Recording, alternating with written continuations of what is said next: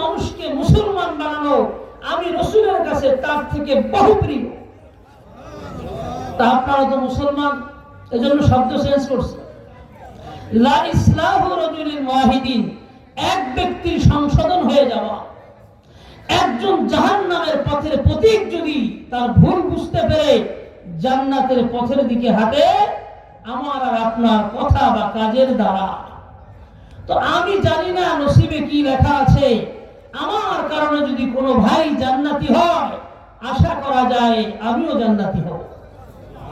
কারণ হাদিস শরীফের মধ্যে আসছে আদ-দাল্লু আলাল খাইরি কাফাইলিহি, যে ভালো কাজের রাস্তা দেখাবে, এই ভালো কাজ যতদূর পর্যন্ত যাবে, যতদিন চলবে, যত মানুষ এই ভালো কাজে অংশগ্রহণ করবে, তার সম পরিমাণ সওয়াব আল্লাহ পাক এর আমলনামায় লিখে দিবে।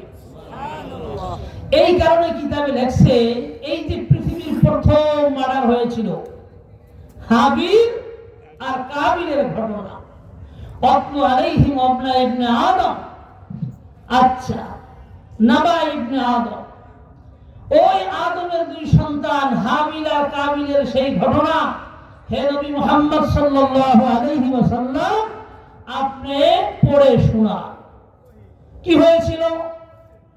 কাবিল কতল করেছিল হাবিলকে, এটা পৃথিবীর প্রথম অন্যায়।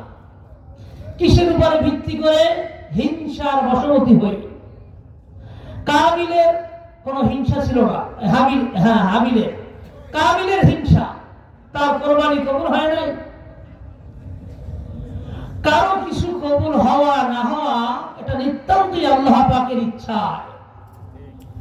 সেই হাসাদ যতদিন পর্যন্ত মানুষের মধ্যে থাকবে, এই পৃথিবীর মানুষ ততদিন আর শান্তিতে থাকতে পারবে। সমস্ত গন্ডগোলের মূল হলো হাসাদ, হিংসা, আমিত্ব, বরত্ব, অহংকারী ভাব। ইবলিস শয়তান, একটা কথা আপনারা শুনছেন না যে সারা পৃথিবীর সব জায়গায় ইবলিস সেজদা দিছে, সেজদা দিব কোথায়? কোনো জায়গা তো খালি নাই। এটা ভুল কথা। হ্যাঁ, ইবলিস শয়তান ৮০,০০০ বছর এত ইবাদত করেছে, এত ইবাদত করেছে যে তার ইবাদত যদি ছড়িয়ে দেওয়া হয় পৃথিবীর সব জায়গা লাগবে। বুঝে আসলো? সেই ইবলিস শয়তান ৮০,০০০ বছর ইবাদত করে, যে ইবলিস শয়তান আল্লাহর এত প্রিয় ছিল যে তার নাম এই ৭ আসমানে খোদাই করে লেখা ছিল, এবং প্রত্যেকটা নাম ছিল প্রশংসা। শুধুমাত্র অহংকারী করার কারণে জীবনের সমস্ত আমল শেষ হইয়া এখন যে ঠিকাদারি নিছে সে তো জাহান্নামে গেছেই। সারা পৃথিবীর সমস্ত আদম সন্তানকে জাহান্নামে নেওয়ার ঠিকাদারি নিয়েছে, আল্লাহর সামনে ওয়াদা করেছে যে লাউকুবিয়ান্নাহুম আজমাইন, আমি যেভাবে অহংকারী করে ধ্বংস হয়েছি, আদমকে তো পারলাম না, গন্ধম খাওয়াইছিলাম, ভেবেছিলাম আমি সাকসেস, কিন্তু আদম আলাইহিস সালাতু ওয়াস সালাম তওবা করে অনুতপ্ত হয়ে সে ক্ষমা নিয়ে নিছে, সে কামিয়াব হয়ে গেছে। আগে যেরকম জান্নাতি ছিল আবার জান্নাতি হয়ে গেছে। এখন টার্গেট হলো আদম সন্তান। আল্লাহর সামনে দাঁড়ায় ইবলিস বলে আসছে লাউকুবিয়ান্নাহুম আজমাইন, অবশ্যই অবশ্যই প্রত্যেকটা মানুষকে আমি জাহান্নাম পর্যন্ত পৌঁছায় ছাড়ব। কাউকে আমি জান্নাতের পথে রাখবো না।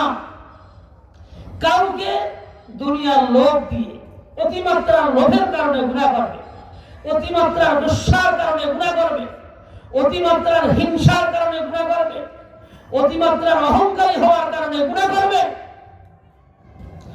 বিভিন্ন কারণ, গুনাহের কারণ ভিতরে ঢুকে যাবে। এই সমস্ত কারণের পিছনে পড়ে মানুষ গুনাহ করে জাহান্নামে যাবে। তো যখন জাহান্নামে চলে যাবে তো শয়তানকে দুষবে।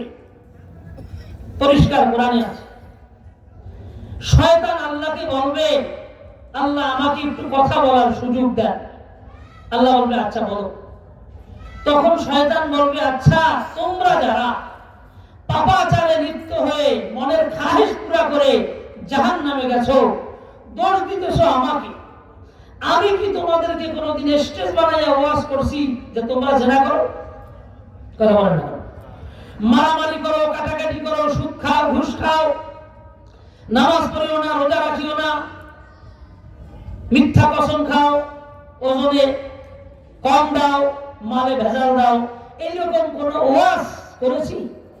আমাকে কোনোদিন সচক্ষে দেখেছো? বলবে না।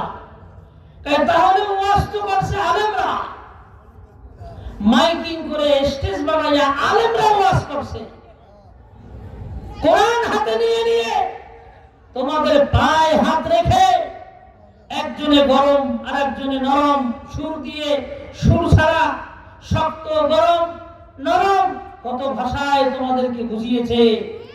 কই যারা তোমাদেরকে প্র্যাকটিক্যালের সামনে বসে বুঝিয়েছে তাদের ওয়াজ তো গ্রহণ করে নাই।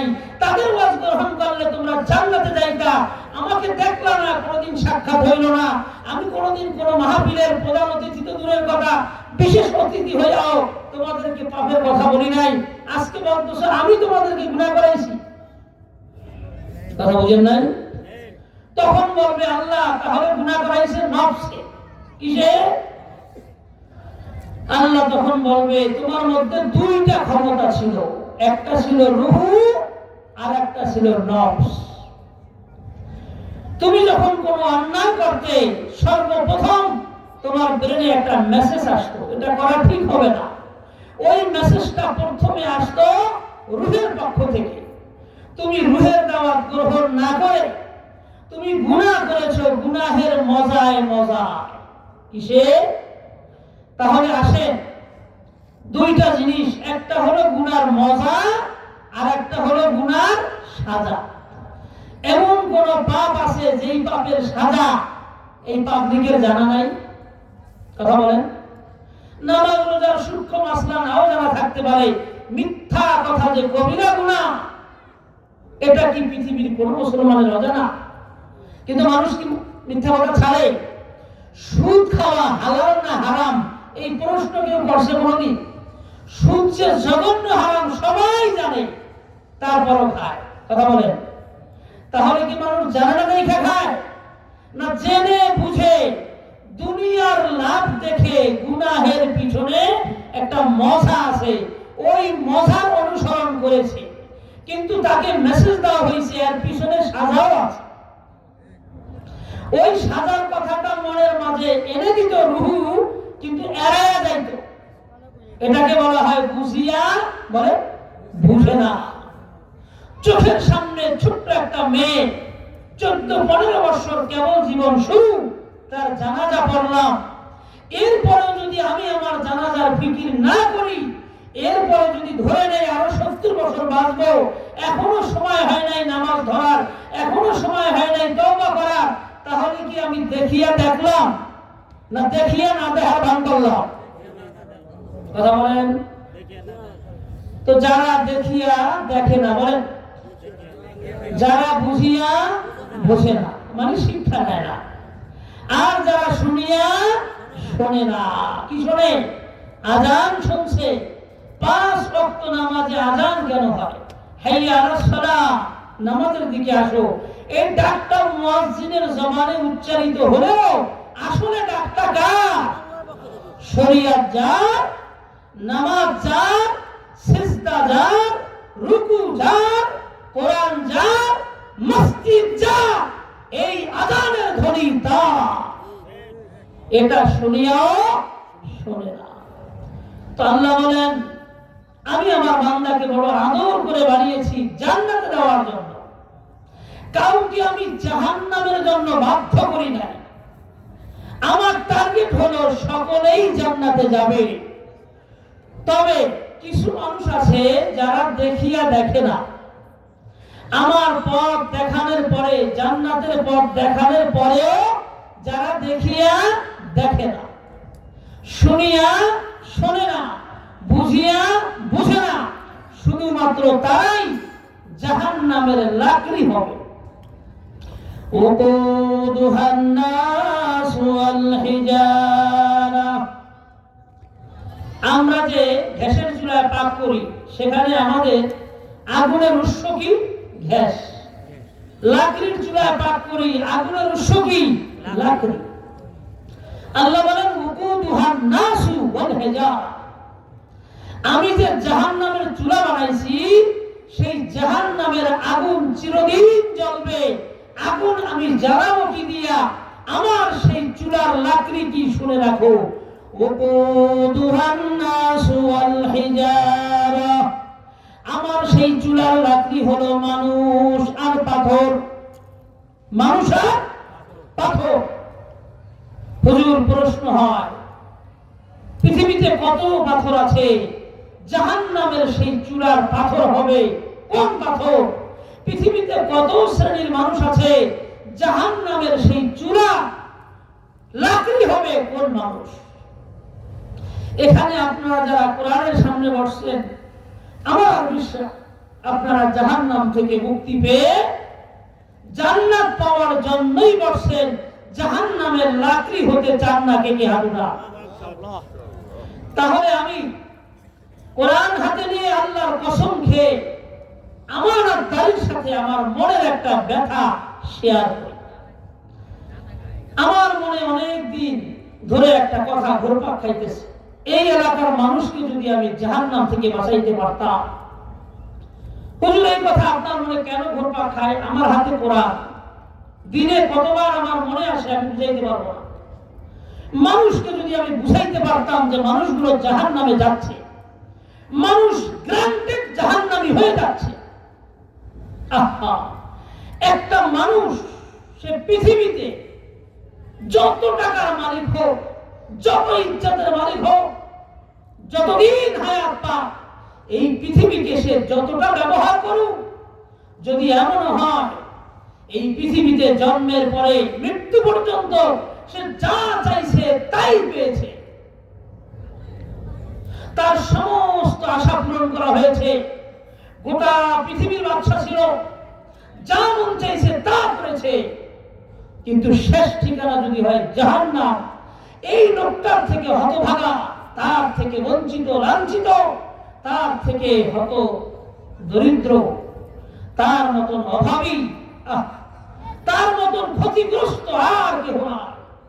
ভাইরানা, যদি মাসের পর মাস না খেয়ে থাকো, যদি অন্ধ হও, যদি লুলা হও, যদি খোরা হও, সমাজ যদি তোমাকে নাও চেনে, তুমি যদি পচা গান্দা খেয়ে, জঙ্গলে ঘুমায়া, মশার কামড় খেয়ে, পৃথিবীর কোন সুখ না পেয়ে যদি মারা যাও, খোদার কসম করে বলছি, যদি কোনোভাবে জান্নাতি হয়ে যাও, তোমার থেকে জ্ঞানী কামিয়াব আর কেউ হতে পারে না।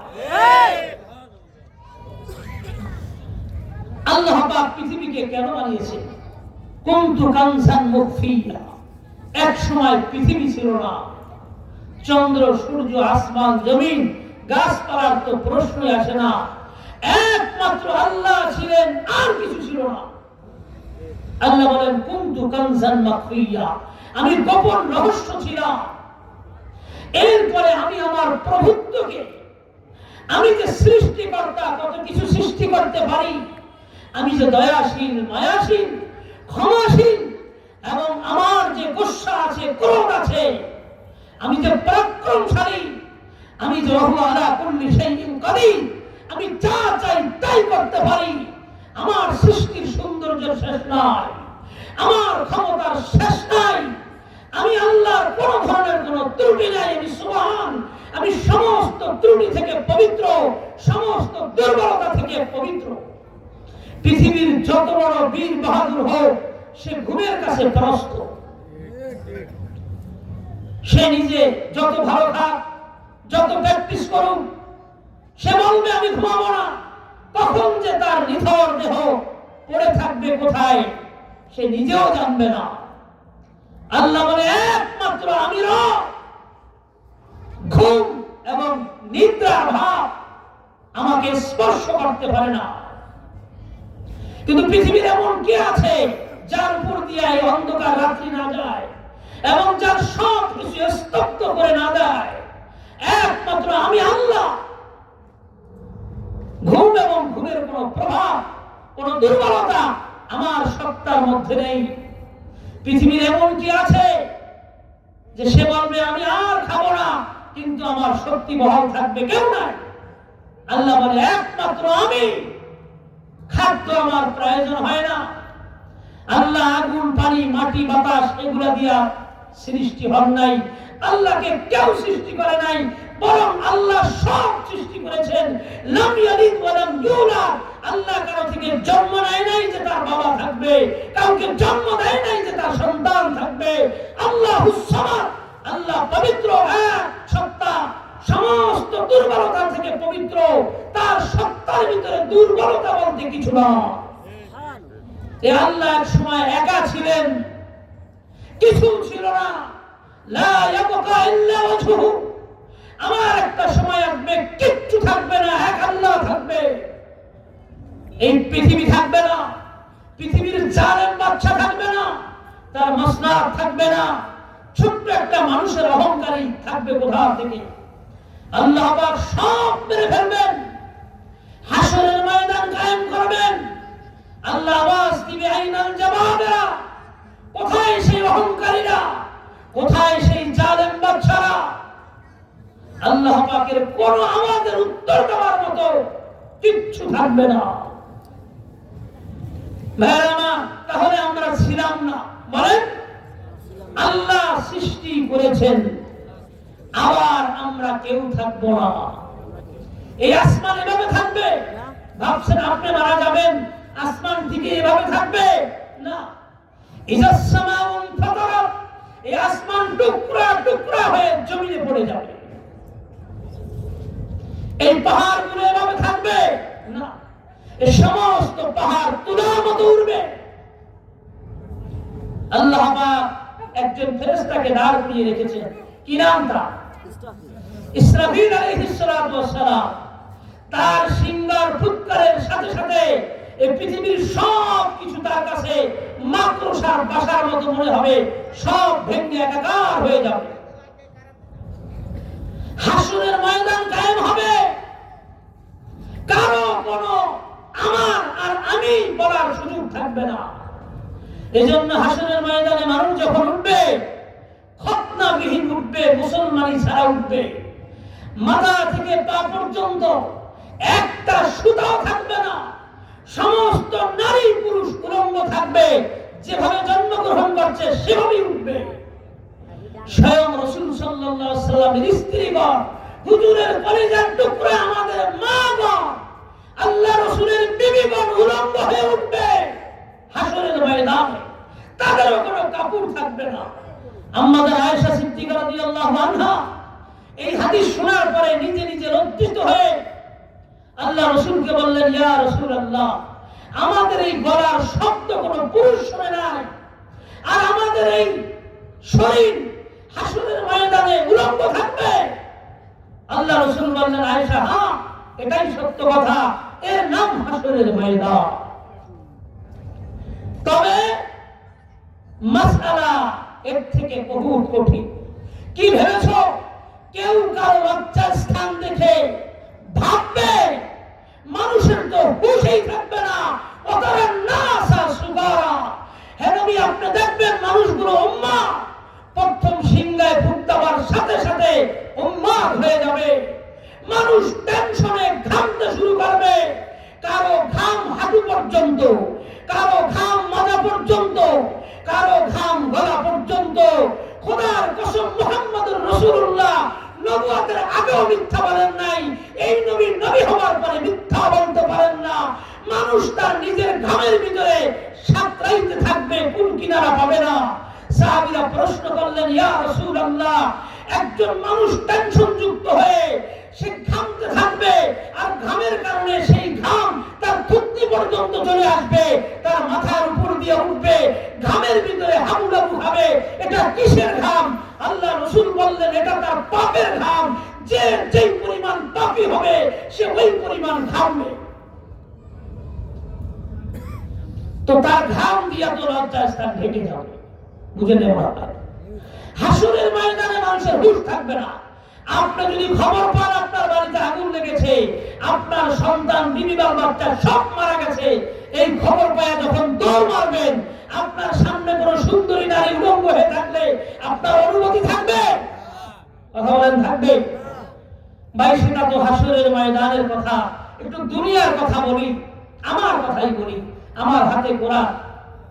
আমি যখন উমরা করতে গিয়েছি, তওয়াফ করতেছি, হঠাৎ করে ইন্দোনেশিয়া না কোন দেশের অনেকগুলো মেয়ে, নারী পুরুষ একত্রিত হয়ে গেল। ভিড়ের মধ্যে পড়লাম, আমার শরীরে টাচ লাগলো, আল্লাহর কসম। আমি বারবার খেয়াল করছি, আমি কি একটা মানুষের সাথে টাচ লাগছে না গাছের সাথে, আমার কোনো অনুভূতি ছিল না। আমি যখন মক্কা থেকে আসছি, প্লেনে যখন ছিলাম তখন অনুভূতি ছিল না। আমি যখন সদরঘাট থেকে লঞ্চে উঠছি, লঞ্চে ওঠার কিছুক্ষণ পরে আমার মনে হয়েছে আমি পুরুষ। এই যদি হয় পৃথিবীর অবস্থা, আল্লাহ পাক এই মক্কা এরিয়াকে, এই মাথাফের জায়গাকে আল্লাহর মহব্বত দিয়ে এমন ভাবে গ্রাস করছে, এখানে ডাইরেক্ট আসমান থেকে বিশেষ রহমত নাযিল হয় কাবা শরীফের উপরে। ওই রহমত যারা তওয়াফ করে তারা পায়। ওখানে যাওয়ার পরে আল্লাহর সাথে বান্দার হাকিকি প্রেম, ভালোবাসা, মহব্বত শুরু হয়ে যায়। তখন এই মানুষের নকল ভালোবাসা ওই জায়গার এরিয়ার ভিতরে কাজ করে না। জাস্ট বুঝানোর জন্য বললাম, হাসরের ময়দানে এই সেক্সুয়াল মনোভাব, এই অনুভূতি মানুষের থাকবেই না। এই কথাটা আল্লাহ সূরা ফাতিহায় মনে করিয়ে দিয়েছে। মালিকি ইয়াউমিদ্দিন। তুমি যদি 10 তলা বিল্ডিং এর মালিক হও, তুমি যদি চেয়ারম্যান হও, মেম্বার হও, রাষ্ট্রপ্রধান হও, তুমি যদি কোন দলের নেতা হও, তুমি যদি কোটিপতি হও, তুমি যদি কোন একটা গোষ্ঠীর নেতা হও, তুমি যাই হও নাই হও, খবরদার খবরদার, মালিক ইয়াউমিদ্দিন, সেই কিয়ামতের দিন একমাত্র মালিক থাকবো আমি। তুমি কোনো কিছুরই মালিক থাকবে না, তোমার বলতে কিছুই থাকবে না। তোমার বাড়ি গাড়ি সব তো ছিনিয়ে নেওয়া হবে, তোমার পোশাকটা পর্যন্ত থাকবে না, তোমার ব্যাংক ব্যালেন্স তো দুনিয়ায় থেকে যাবে। হাসরের ময়দানে আমার বলার মতো কিছুই থাকবে না, একমাত্র থাকবে তোমার আমলনামা। সেই আমলনামার ভিতরে যদি কোনো নেক থাকে ওটাই হলো তোমার, আর যদি কোনো গুনাহ থাকে সেটাও তোমার। কি দিয়া তৈরি? এক ফোঁটা নাপাক পানি দিয়ে, যা মুখে আনা যায় না, যা কাউকে দেখানো যায় না। নাকে ময়লা, মুখে ময়লা, পেটে ময়লা, প্রতিদিন ময়লা নির্গত হয়। এদিকটা ভালো ভালো খাবার নেই, ঘ্রাণযুক্ত, পিছন দিয়া গন্ধ হয়ে বের হয়ে যায়। এইরকম নাপাক পানি দিয়া তৈরি, ভিতরে নাপাক, নাপে নাপাক। 2 দিন গোসল না করলে গন্ধ আসে। আরে বেটা, তোরে মাটি দিয়ে বানাইছে, মাটির মধ্যে যাবি, মাটির থেকে উঠবি। তুই কে অহংকারী করা?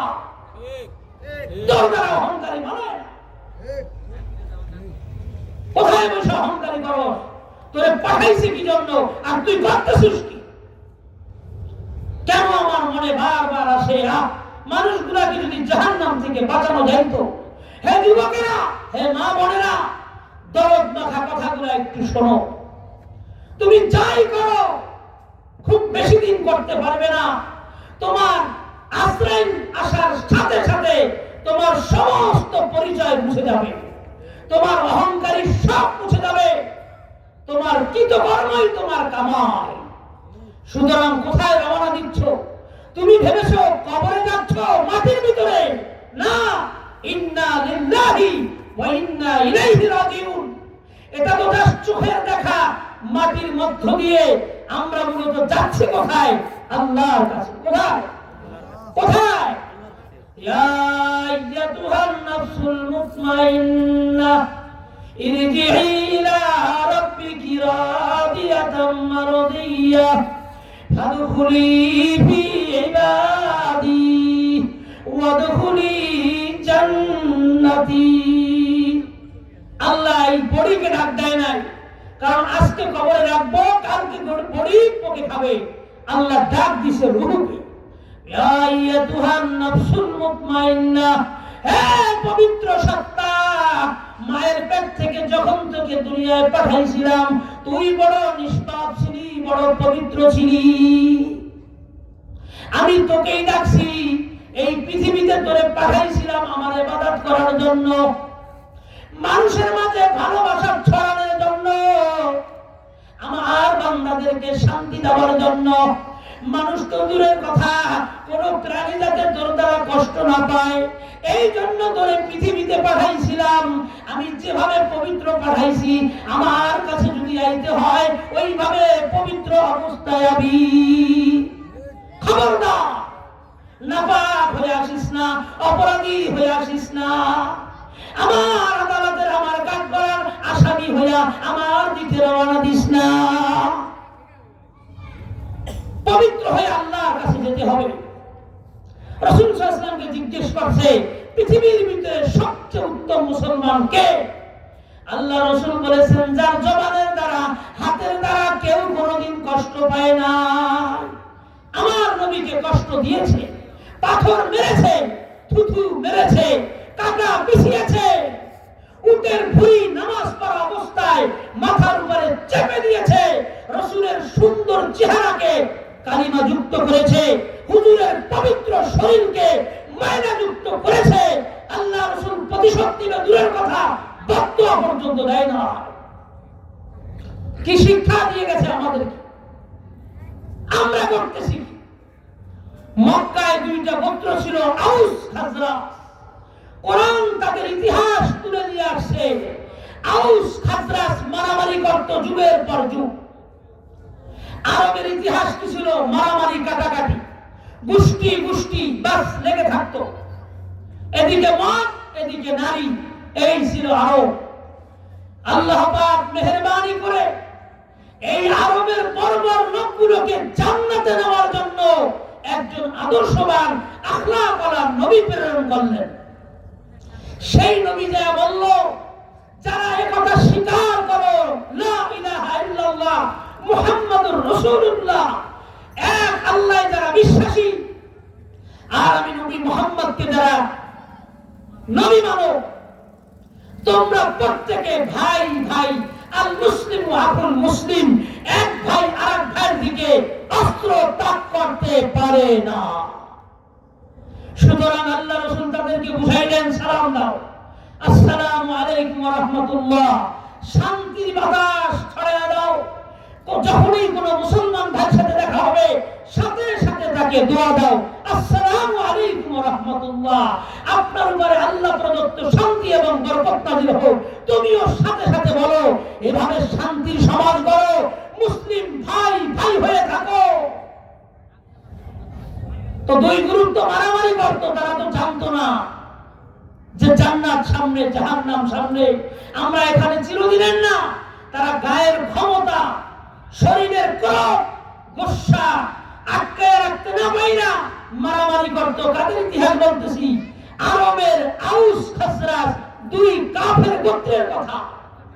আল্লাহ নবী পাঠাইলেন, তাদেরকে বুঝাইলেন এই জমিনের নিচে যাইতে হবে, তোমার প্রকৃত ঘর হবে ওই কবর। এই জমিনের উপরে যতক্ষণ আছো আল্লাহর বান্দা হইয়া, গোলাম হইয়া, মাথা নত করে সিজদা দিয়া চোখের পানি ফেলাও, জাহান্নাম থেকে মুক্তি পাও। এখানে বসিয়া খবরদার আল্লাহর কোন বান্দা তো দূরের কথা, একটা বিড়ালকে যদি কষ্ট দাও জাহান্নামে যেতে হবে। বুখারী মুসলিমে হাদিস আছে, একটা বুড়ার বিড়ালের অভ্যাস ম্যাও ম্যাও করা। এক লোক বিরক্ত হয়ে এই বিড়ালকে বেঁধে রাখলো, খাবার দিল না। বিড়াল কি মানুষ? আশরাফুল মাখলুকাত। বিড়ালকে কেন সৃষ্টি করছে? মানুষের উপকারের জন্য। এই বিড়ালকে বেঁধে রাখার কারণে এতটুকু কষ্ট আল্লাহর সৃষ্টিকে কেন দিল? এই কারণে নামাজি দিনদার একটা লোক সে বিনা হিসাবে জাহান্নামে চলে গেছে, বিড়ালকে কষ্ট দেওয়ার কারণে। আল্লাহ রাসূল এই ঘটনা শুনিয়েছেন, পরিষ্কার হাদিসে আছে। একটা কুকুর ক্ষুধার্ত ছিল, কুকুর, যেই কুকুর আমাদের কাছে ঘৃণিত। আমরা মানুষের উপরে গোসা হলে কুকুর বলে গালি দেই, ঠিক কিনা? এইরকম একটা পিপাসিত কুকুরকে পানি পান করাইছে। হইতে পারে সে কুকুর, কিন্তু আল্লাহর সৃষ্টি কিনা বলেন?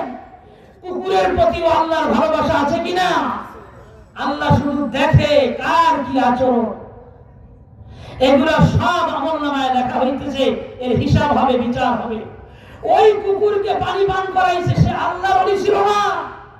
এই কুকুরকে যে মহিলা পানি পান করাইছে এই মহিলা ছিল খারাপ মহিলা। সহজে বুঝে নেন, যার পেশাই হলো খারাপ, সমাজের সবচেয়ে খারাপ পেশার মহিলা। মহিলাদের একটু মায়া লাগলো, কুকুর, পিপাসিত কুকুর, সে কি করলো, তার পায়ের মোজা খুলে পানি উঠাইয়া তাকে খাওয়াইলো। একটা কুকুরের উপরে এতটুকু দয়া করার কারণে রব্বে কারীম কি করলো, খুশি হয়ে তার সারা জীবনের পাপাচার ক্ষমা করে দিয়ে তাকে জান্নাতে দিয়ে দিল। সুবহানাল্লাহ। বিড়াল আর কুকুরের সাথে যদি এই আচরণে জান্নাত আর জাহান্নাম হয়, আমি হুঁশিয়ার করে বলছি, আল খালকু ইয়ালুল্লাহ, এই জমিনে আল্লাহর বান্দা মানুষ, সে মুসলিম হোক অমুসলিম হোক, হিন্দু হোক কাফের হোক, মানুষকে যদি কষ্ট দেওয়া হয় সেটা যেভাবেই হোক, আর যাই হোক, মানুষকে কষ্ট দেওয়া হয়েছে তার থেকে ক্ষমা নেওয়া হয় নাই, এই লোকের হিসাব ছাড়া জান্নাতে যাওয়া যাবে না। আল্লাহ হিসাব নিবে। হাসরের ময়দানে আল্লাহ চুল ছেঁড়া বিশ্লেষণ করবে এই জুলুমে।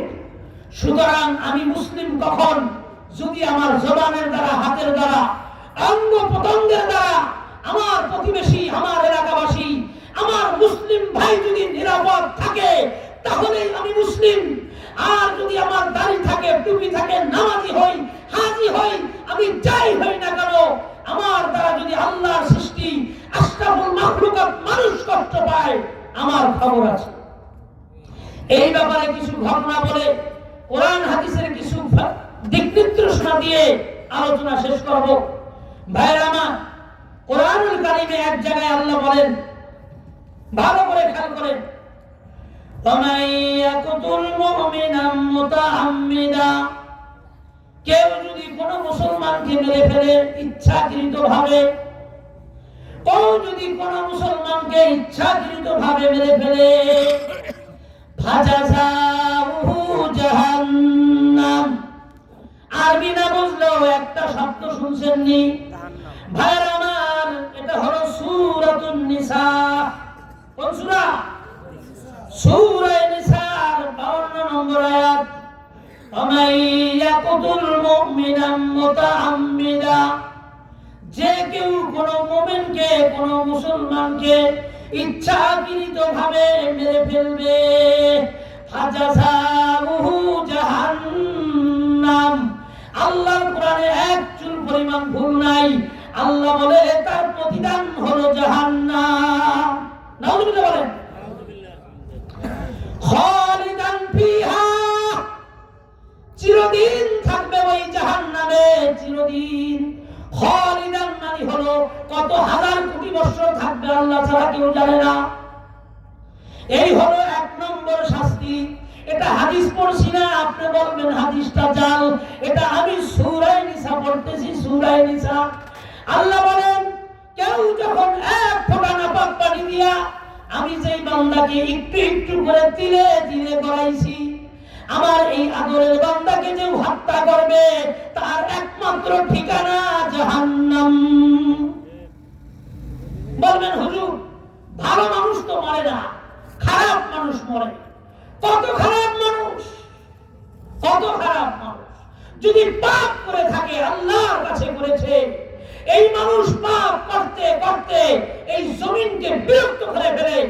জমিন তখন আল্লাহকে বলে, আল্লাহ কত জাতিকে আমাকে দিয়ে গ্রাস করাইছাও, এই যে এত পাপ করে, একটু অনুমতি দাও, এদেরকে একটু বুঝায় দে। আল্লাহ বলে, খবরদার, আমার বান্দা পাপ করছে আমার কাছে, তুই জমিনের কি অধিকার আছে আমার বান্দার উপরে তুই চড়াও হওয়া, যেভাবে আসো এভাবেই থাকবি। আমার বান্দা পাপ করতেছে, করুক, আমি ওরে খাওয়াইতেছি, ঘুম খাওয়াইতেছি, ও আমার বান্দা, ওরে আমি সৃষ্টি করছি, ওর জন্য আমার কত মায়া। তুই আর এক সৃষ্টি, তোর কি অধিকার আছে তার বিচার করা। বুঝেন না?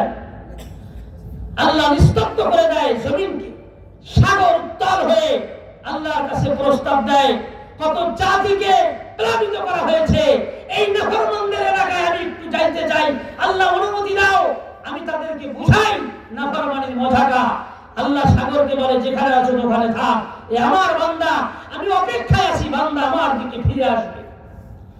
এক গুনাহগার বান্দার একটা ঘটনা বলি, আপনারা মনে করবেন এরা তো পাপী বান্দা, এদের সাথে খারাপ আচরণ করলে কি হয়? না, মানুষ আশরাফুল মাখলুকাত, 18,000 মাখলুক এই একটা মানুষের জন্য আল্লাহ বানাইছে। মানুষকে কষ্ট দেওয়ার মতন বড় কোন পাপ কোরআন হাদিসে আছে বলে আমি জানি না। এজন্য এক কবি বলেন যে তোমার যদি গুনাহ করতে মন চায়, কি করতে মন চায়? ভালো করে শুনে, কোরআন জ্বালিয়ে দাও। কি করো? কাবা শরীফ ভেঙে ফেলো, কোরআন জ্বালিয়ে দাও, তোমার ঘরের ভিতরে মূর্তি ঢুকাও, যা মন চায় তাই করো। খবরদার, খবরদার, মানুষকে কষ্ট দিও না। এই মানুষ যদি কষ্ট পায়, যতক্ষণ সে ক্ষমা না করবে, আল্লাহ নিজের থেকে ক্ষমা করবে না। হাসরের ময়দানে দুইটা গরুর বিচার হবে। গরু, যার মধ্যে একটা গরুর শিং ছিল আর একটা শিং ছিল না। দুইটা বকরির বিচার হবে, যার একটা শিং ছিল আর একটা শিং ছিল না। আল্লাহর দেওয়া মাঠের ঘাস তুইও খা, আমিও খাই না, আমি খাবো, তোরে খাইতে দিব না। গায়ে বল আছে, মাথায় শিং আছে, দিল ঢুকাইয়া। বোবা প্রাণী বিচারের জন্য কোন আদালতে যেতে পারে নাই, কিন্তু আল্লাহ পাক দেখতেছে। খবরদার, খবরদার, লা তাহসাবান্নাল্লাহ গাফিলা আম্মা ইয়ামালুয যালিমুন। জালেমরা কে কোথায় বসে কি করতেছে তুমি মনে করো সিসিটিভি ক্যামেরায় উঠে নাই? আল্লাহ বলে আমার ক্যামেরায় সব বন্দী আছে। কোথায় কোন জায়গায় বসে আমার কোন বান্দার উপরে কতটুকু জুলুম হইতেছে আমি সব দেখতেছি। এগুলার বিচার হবে। তো মানুষের বিচারের আগে এই বোবা প্রাণীর বিচার হবে হাসরের ময়দানে। আল্লাহ কি করবেন? মানুষকে চারদিক দিয়ে গোল করিয়ে দাঁড় করাইবেন, মাঝখানে ওই দুইটা গরুকে নিয়ে আসবেন, যেটা মাঠে ঘাস খাইতে যায় গায়ের জোরে একটা একটাকে শিং দিয়ে গুঁতা দিছিল। যেইটাকে গুঁতা দিছিল হাসরের ময়দানে ওরে শিং দিবে, দিয়া বলবে একই ওজনে ওরে একটা গুঁতা দিবে। যেরকম ব্যথা পাইছিল সেম টু সেম ব্যথা পাবে। যেহেতু এই বোমা প্রাণীর জান্নাত নাই, বলেন জাহান্নামও নাই, কিন্তু বিচারও নাই। বিচার আছে।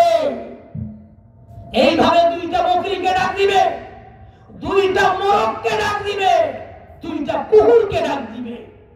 যারা একজন আরেকজনের উপরে শারীরিক শক্তির কারণে হামলে পড়েছিল, এই সমস্ত প্রাণীর বিচার হবে মানুষকে দাঁড় করিয়ে রেখে।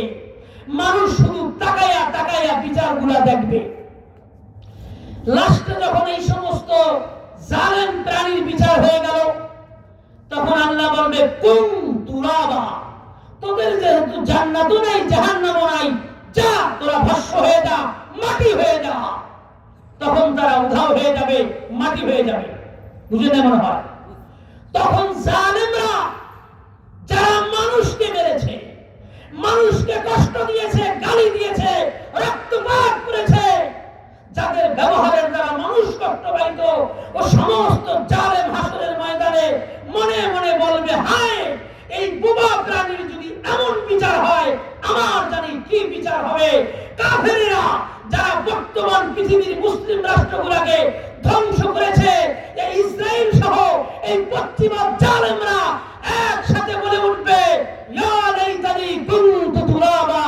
হায়, আল্লাহ যখন বলছে মাটি হয়ে যা, ওই সময় যদি আমরাও মাটি হয়ে যাইতাম আমাদের কোনো বিচার হইতো না। আল্লাহ বলবে না, তোমরা মাটি হওয়ার জন্য নয়, তোমাদের বিচারটা কেমন হবে জাস্ট একটা আইডিয়া নেওয়ার জন্য এই বোবা প্রাণীর বিচার তোমাদের সামনে করা হলো। বুঝে আসছে? আপনি মনে করছেন কোরআনে মনে হয় নামাজ রোজার কথাই বলছে না? আপনার জীবনে যা করতেছেন, সমাজে যা হচ্ছে, পৃথিবীতে যা হয়েছে, হচ্ছে আর হবে, সব কথা কোরআনে আছে। মানুষ কেন অন্যায় করে? উচিত ছিল ঘুম থেকে উঠে কোরআনটা হাতে নেওয়া। মাস চলে যায়, বছর চলে যায়, কোরআনের সাথে সম্পর্ক নাই। আজকের মানুষগুলো দুনিয়ার লোভী, গায়ের জোরে আর ক্ষমতার জোরে আর টাকার জোরে চলে। আল্লাহ রাসূল এই উম্মতের জন্য কেঁদেছেন 2.5 ঘন্টা উত্তপ্ত রৌদ্রের মধ্যে। আজকে এই উম্মত কোরআন থেকে দূরে সরে, উলামাদের থেকে দূরে সরে দুনিয়াবী ক্ষমতা আর জোশ খ্যাতি আর টাকা পয়সার লোভে পড়ে পস্তে পস্তে যে উম্মতের জন্য জান্নাত রেখে দিয়েছে, এই উম্মত আইয়ামে জাহিলিয়াতের আউস খাজরাজের পথে হাঁটতে হাঁটতে তারা কোথায় গিয়ে ঠেকেছে? কোরআন সেটা বলেছে। ওই যে আরবে যারা গন্ডগোল করত তাদের ব্যাপারে আয়াত নাযিল হয়েছে। আল্লাহ রাসূল তাদেরকে মুসলিম বানাই দিয়া, ভাই ভাই বানাই দিয়া, গলায় গলায় সিনায় সিনায় লাগায়া দিয়া কোরআনের আয়াত পড়ে শুনাইছেন, কুনতুম আলা শাফা হুফরাতিন মিনান নার। তোমরা মারামারি করতে করতে দুনিয়ার নবী হয়ে একবারে জাহান্নামে পতিত হওয়ার, জাহান্নামের গর্তের একেবারে কিনারে ছিলে। ফাআনকাযাকুম মিনহা। আল্লাহ দয়া করে ইসলাম দিয়ে তোমাদেরকে ভাই বানায়া, আখিরাতকে সামনে নিয়া, তোমাদেরকে দ্বীনের বুঝ দিয়া ওই জাহান্নাম থেকে মুক্তি করেছে। শুকরিয়া আদায় করো। দ্বিতীয়বার আর কোনদিন কোন মুসলিমকে কষ্ট দিও না। এভাবেই আল্লাহ রাসূল বুঝিয়েছেন। দুনিয়া থেকে যখন গিয়েছেন তখন বলেছেন, অমুসলিমের রক্ত সেভাবেই ইজ্জত করতে হবে, মুসলিমের রক্ত যেভাবে ইজ্জত করতে হবে। আজকের আরাফার দিনে আমি তোমাদেরকে বললাম, এক মুসলমানের উপরে আরেক মুসলমানের রক্ত হারাম, এক মুসলমানের জন্য আরেক মুসলমানের মাল হারাম। একটা টাকার মাল কারো জুলুম করে নেওয়া যাবে না। কাউকে রক্তপাত তো দূরের কথা, কাউকে একটা চর মারা তো দূরের কথা, একটা গালি পর্যন্ত দেওয়া যাবে না। অমুসলিম গায়ে বল থাকবে কয়দিন? অন্যায় কয়দিন করবা? তোমার জন্য বাঁশের ঝাড় আছে। ওই মাদারীপুর শহরে সাদা কাপড় তোমার জন্য হয়তো বা ঢাকার থেকে চলেও আসছে। ওই কবরে যেতে হবে। এই জমিনে তুমি যাই করো বিচার তোমার হবে। তুমি ভাবিও না যে তুমি বেঁচে গেছো। না, মিথ্যা দুনিয়ায় চলে, ক্ষমতা অহংকারী দুনিয়ায় চলে। হাসরের ময়দানে এক চুল পরিমাণ জুলুম আল্লাহ কারো উপরে করবে না। এখানে যা করবা ওখানে তাই পাবা। সুতরাং আল্লাহ বলছেন, আমাইয়াতুল মুমিনান মুতাআম্মিদা। একটা হলো একজন মানুষ আর একজন মানুষকে মেরে ফেলছে, বিনিময় ইসলামের আইন হলো অফিল কিসাসি হায়াতু ইয়া উলিল আলবাব আন-নাফসু বিন-নাফস। ইসলামী রাষ্ট্র থাকলে তাকেও মেরে ফেলতে হবে। যদি 4 জন সাক্ষীর মাধ্যমে, শরীয়তের সাক্ষীর মাধ্যমে প্রমাণিত হয় যে এই লোকটাই তাকে মারছে, অস্পষ্ট কোনো দলিল দিয়ে কাউকে হত্যাও করা যাবে না। বুঝে নেব না। তো আল্লাহ বলছে আখিরাতের বিচার। কেউ যদি দুনিয়ায় কাউকে মেরে ফেলে তার ঠিকানা জাহান্নাম। কয়জনে? যত মানুষ এই মার্ডারের সাথে জড়িত ছিল, যত মানুষ, এই সমস্ত মানুষকে আল্লাহ একসাথে জাহান্নামে দিবে। একজন মানুষকে মেরে ফেলা কত বড় অন্যায়! কান্নামা কাতালান নাস জামিআ। আল্লাহর কোরআন বলছে একজন মানুষকে মারা। আর বর্তমান পৃথিবীতে কত কোটি মানুষ আছে? 500 কোটি। বলেন 500 কোটি, 750 কোটি। কোরআন বলছে একজন মানুষকে মারা আর 750 কোটি মানুষকে একসাথে মেরে ফেলা একই রকমের পাপ। আল কোরআন কান্নামা কাতালান নাস জামিআ। এমনি ভাবে মান আহইয়া মুসলিমা, কেউ যদি একজন মানুষকে বাঁচিয়ে দিতে পারে হত্যার হাত থেকে, গোটা পৃথিবীর মানুষকে বাঁচিয়ে দিলে যেই পরিমাণ সওয়াব হবে, সেম টু সেম সওয়াব হবে। কোরআন বলছে হাসরের ময়দানে 2টা আদালত একসাথে শুরু হবে। কয়টা? একটা হলো আল্লাহর হক বলেন, আর একটা বান্দার হক।